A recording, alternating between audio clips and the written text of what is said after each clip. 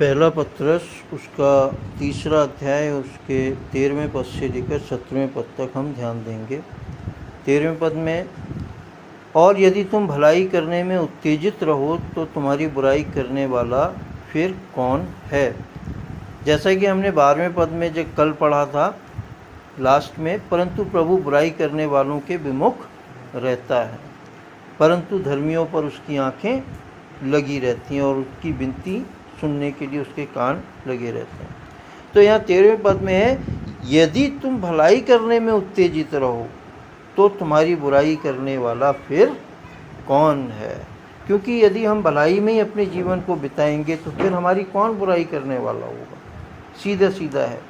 क्यों? क्योंकि बुराई करने वालों के तो परमेश्वर विमुख रहता है, उनसे उसे कोई मतलब नहीं है। कर रहे हैं करते रहें, क्योंकि वो नाश होने के लिए कर रहे हैं, परंतु भलाई करने वालों के लिए परमेश्वर की आंखें लगी रहती हैं, परमेश्वर के कान उनकी विनती सुनने के लिए लगे रहते हैं। 14वें पद में, और यदि तुम धर्म के कारण दुख भी उठाओ तो धन्य हो, पर उनके डराने से मत डरो और ना घबराओ। यदि तुम धर्म के कारण दुख भी उठाओ। धर्म क्या है? धर्म है पिता परमेश्वर की आज्ञाओं को मानना और उन पर चलना। धर्म है सत्य को मानोगे तो सत्य तुम्हें स्वतंत्र करेगा। सत्य में चलना, प्रेम में चलना, अहिंसा में चलना, एक दूसरे से प्यार करना, यही क्या है? धर्म है। और इस स्वतंत्रता की व्यवस्था के ऊपर कोई दंड की आज्ञा नहीं पाई जाती। यदि हम धर्म में चलते हैं और इसके बावजूद भी हमसे लोग हमारे को बुरा भला कहते हैं या हमें उनके कारण, धर्म पे चलने के कारण दुख भी उठाना पड़ता है, तो परमेश्वर पिता कह रहे हैं अपने वचन में कि तुम धन्य हो, पर ऐसों के डराने से तुम मत डरो और ना घबराओ, क्योंकि परमेश्वर की आंखें धर्मियों पर, जो धर्म पर चलते हैं, लगी रहती हैं और उसके कान जो है उनकी विनती को सुनने के लिए लगे रहते हैं। 15वें पद में, पर मसीह को प्रभु जानकर अपने अपने मन में पवित्र समझो, और जो कोई तुमसे तुम्हारी आशा के विषय में पूछे तो उसे उत्तर देने के लिए सर्वदा तैयार रहो, पर नम्रता और भय के साथ। यहाँ ऐसा ही होता है, जब इंसान धर्म में चलता है तो लोग क्या कहते हैं, अरे इससे तेरे को क्या मिलेगा, तेरी आशा क्या है, हैं? तू सच्चाई पे चल रहा है, तू भलाई में चल रहा है, और तेरे को उल्टा तेरे को सुनने को मिल रही हैं। लोग बहुत से नहीं कहते, अरे बहुत भलाई करके देख लिया है ना, भलाई जितना करो उतना ही हमें बुराई मिलती है ना। तो यहाँ परमेश्वर हमें यही समझाना चाहते हैं अपने वचन के द्वारा कि अपने अपने को प्रभु में जानकर अपने अपने मन में पवित्र समझो। मसीह को प्रभु जानकर अपने अपने मन में पवित्र समझो, और जो कोई तुमसे तुम्हारी आशा के विषय में पूछे, यानी कि धर्म पर चलते हुए, प्रभु के वचन पर चलते हुए, यदि कोई तुम्हारी आशा के विषय में तुमसे पूछे तो उसे उत्तर देने के लिए सर्वदा तैयार रहो। कारण ये है कि लोग क्या कहते हैं, सत्य पे चलने से इस संसार में कोई फ़ायदा नहीं, यहाँ तो झूठ बोलना, धोखा देना, इसी से सब काम होते हैं ना। तो तुम्हें लेकिन ऐसा नहीं करना चाहिए।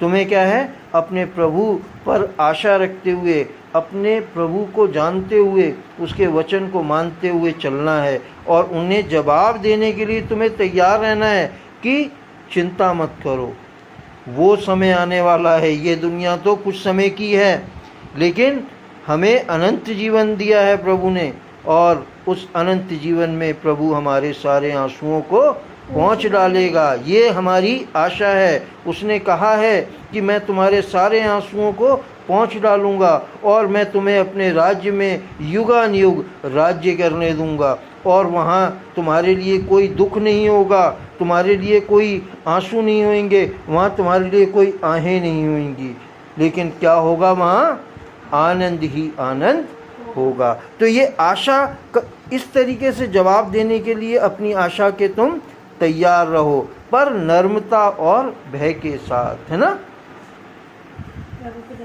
हाँ, 16वें पद में, और विवेक भी शुद्ध रखो, इसलिए कि जिन बातों के विषय में तुम्हारी बदनामी होती है उनके विषय में वे जो तुम्हारे मसीह अच्छे चाल चलन का अपमान करते हैं लज्जित हों।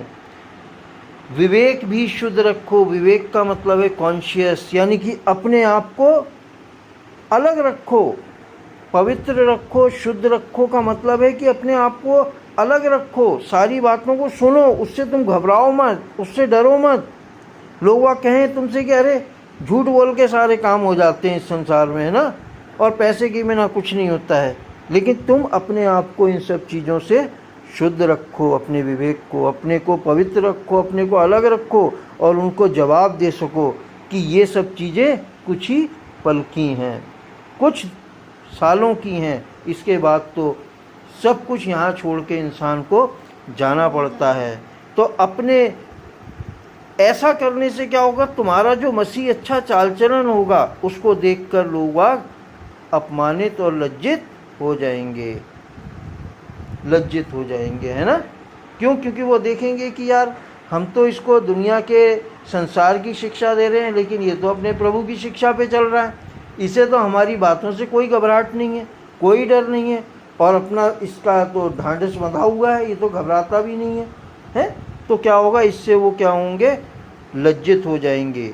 17वें पद में, क्योंकि यदि परमेश्वर की यही इच्छा हो कि तुम भलाई करने के कारण दुख उठाओ, तो यह बुराई करने के कारण दुख उठाने से उत्तम है।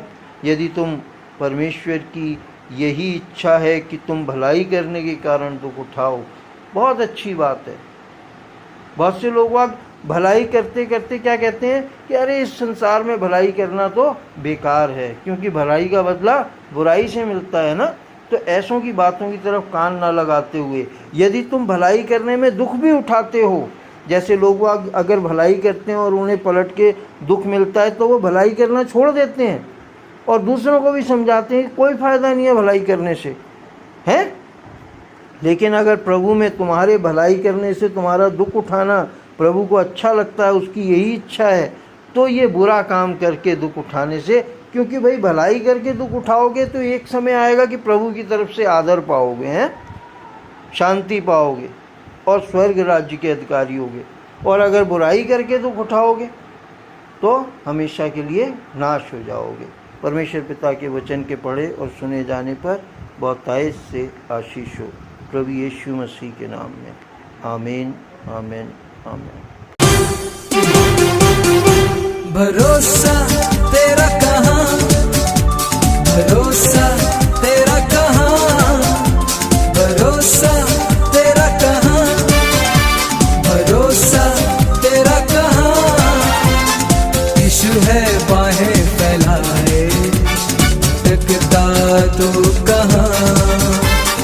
यीशु है बाहें फैलाए।